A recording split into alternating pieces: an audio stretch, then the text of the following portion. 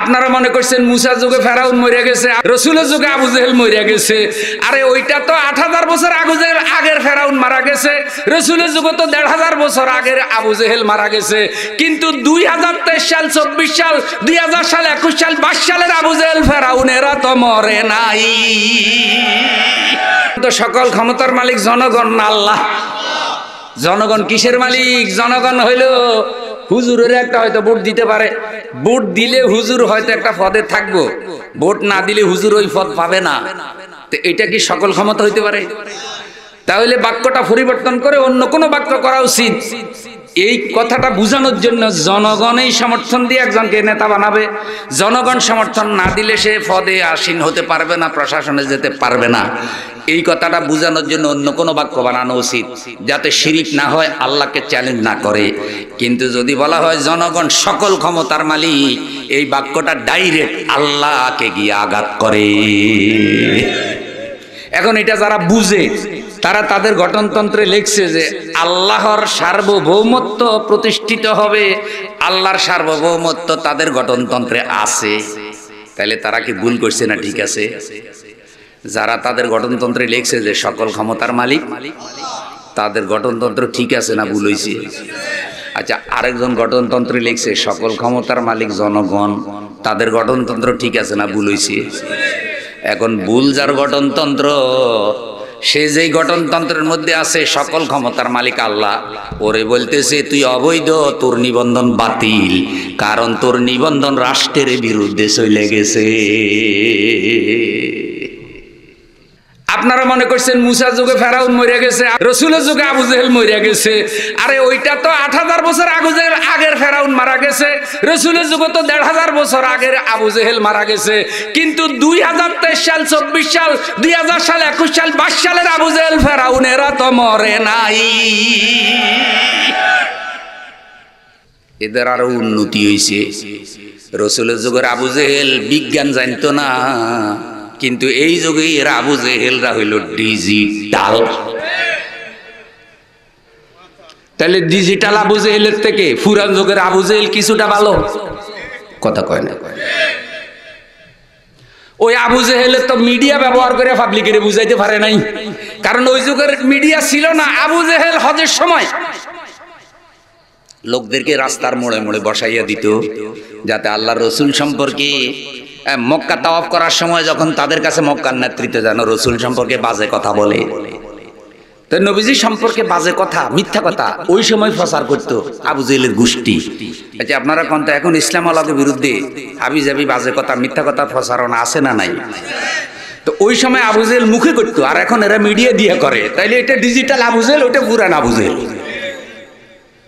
তাহলে আপনারা আমারে বলেন, আবু জেহেল যখন শুনছে যে রাসূল সাল্লাল্লাহু আলাইহি সাল্লাম দাওয়াত দিচ্ছে লা ইলাহা ইল্লাল্লাহ, আবু জেহেল তখন বলছে কিরে মুহাম্মদ যদি আল্লাহর সার্বভৌমত্ব প্রতিষ্ঠিত করে দেয়, তাহলে আমি আবু জেহেলের সার্বভৌমত্ব মক্কায় চলবে না। এবার আরেকটা আয়াত শুনেন, খুব বাস্তব কথা, সূরা আল মুমিন ৬২ নম্বর আয়াত। ওয়াকালা ফিরআউনু যারুনি আকতুল মূসা ওয়ালিয়াদউ রাব্বাহু। ফেরাউন বলল তোমরা আমাকে ছেড়ে দাও, আমি মূসাকে কতল করে ফেলবো, হত্যা করে ফেলবো। কে কয়? তার লোকদেরকে কয়, তার বান্দাদেরকে কয়, কারণ ফেরাউন নিজে খোদায় দাবি করছেনি। ফেরাউন বলছে আনা রাব্বুকুমুল আলা, আমি কোন ছোট খোদা না, আমি হইলাম বড় খোদা। আনা রাব্বুকুমুল, কথা কয় না, আনা রাব্বুকুমুল, আমি হলাম বড় খোদা, তোদের বড় রব।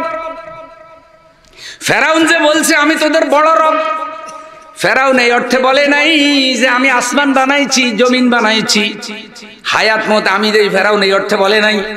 ফেরাউন নিজেকে বড় রব বলছে এই অর্থে যে আমার সার্বভৌমত্ব মিশরে চলবে। মূসা যে তার রবের দাওয়াত দেয়, তার আল্লাহর দাওয়াত দেয়, তার আল্লাহর সার্বভৌমত্ব মিশরে চলতে পারে।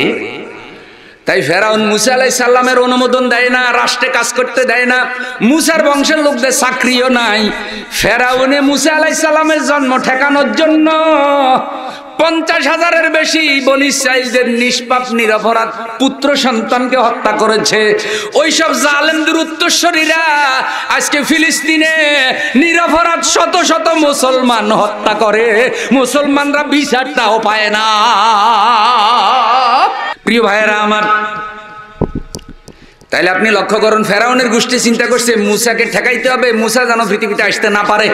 ওদের ধারণা ছিল পুত্র সন্তান হত্যা করলে এর মধ্যে মুসা মারা পড়বে। তাহলে দেখেন জালেমেরা আল্লাহ আল্লাহদেরকে হত্যা করবে, এটা ফেরাউনি কর্মসূচি। এখনো পর্যন্ত দুনিয়াতে বহু আল্লাহওয়ালা, বহু হকপন্থী আলেম জালেমদের জুলুমের শিকার, তাদেরকে দুনিয়া থেকে বিভিন্ন অভিযোগে হত্যা করে বিদায় করা হয়। وقال فرعون ذروني اقتل موسى, ফেরাউন বলতেছে আমাকে ছেড়ে দাও, আমি মুসাকে হত্যা করে ফেলবো। ওয়ালিয়াদু রাব্বাহু, মুসা তার আল্লাহকে ডাকুক, তার রবকে ডাকুক। মুসার রব কি? রাব্বি আল্লাহ, আল্লাহ আমার রব, এই রবই আমার সব। টিটকারি করে বলতেছে মুসার তো আমি মেরে ফেলবোই, কারণ মুসার পক্ষে কেউ নাই, মুসা তার রবকে ডাকুক। বান্দারা জানতে চাইল মুসার অপরাধ কি, মুসাকে কেন হত্যা করবেন, কারণ কি? একটা অপরাধ পাবলিকের জানানোর দরকার আছে না নাই, যে ওনারা যে আপনি মেরে ফেলবেন ওনার দোষটা কি? এবার ফেরাউন বলতেছে ইন্নী আখাফু আন ইউবাদদিলা দীনাকুম আও আইয়ুযহিরা ফিল আরদিল ফাসাদ। সূরা আল মুমিন 62 নম্বর আয়াত। ফেরাউন বলতেছে শুনো আমার অনুসারীরা, আমি ভয় করতেছি মুসা যদি মিশরে বিজয়ী হয় তাহলে সে আমাদের আইন কানুন বদলাইয়া দেবে। কি করবে? আইয়ুবাদদিলা দীনাকুম, তোমাদের দিন বদলাইয়া দিবে। তাহলে মুসা আলাইহিস সালামের আগেও মিশরে একটা দিন প্রতিষ্ঠিত ছিল, ওইটা আল্লাহর দিন ছিল না, ওইটা ছিল ফেরাউনের দিন। যারা আজকে আল্লাহর আইন বাদ দিয়া নিজেরা মতবাদ পৃথিবীতে প্রতিষ্ঠিত করেছে, ওইটা আল্লাহর দিন নয়, ওইটা ওদের দলীয় দিন। ওদের দলের লোকেরা এইসব দিন বানাইয়া আল্লাহর বান্দাদেরকে শাসন করে।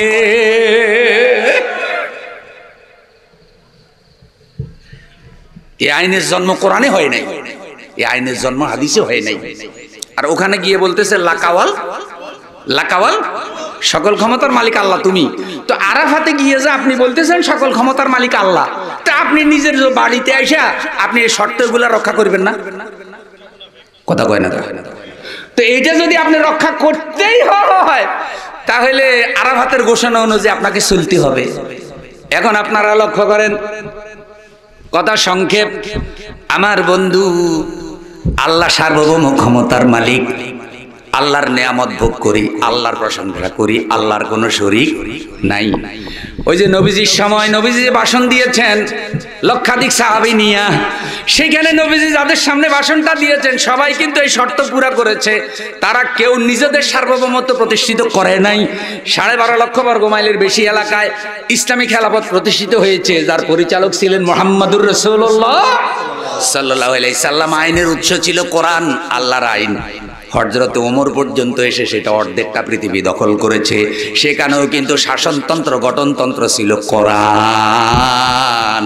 আজকে 200 কোটির উপরে মুসলমান, প্রায় 60টির মতো মুসলিম রাষ্ট্র, কিন্তু শাসনতান্ত্রিক মর্যাদায় কোরআন নাই, কোরআন নাই, যার কারণে আল্লাহ সার্বভৌমত্ব প্রতিষ্ঠিত নাই। মসজিদে আল্লাহরে ডাকেন, মসজিদে আল্লাহরে ডাকেন, নামাজ পড়েন, মাহফিল করেন, পর্দার কথা বলেন, নামাজের কথা বলেন, ওদের কোনো অসুবিধা নাই। কিন্তু যখন আল্লাহর সার্বভৌমত্বের কথা বলবেন তখন তারা আর মানতে রাজি হয় না, যেভাবে ফেরাউন নমরুদেরা মানে নাই।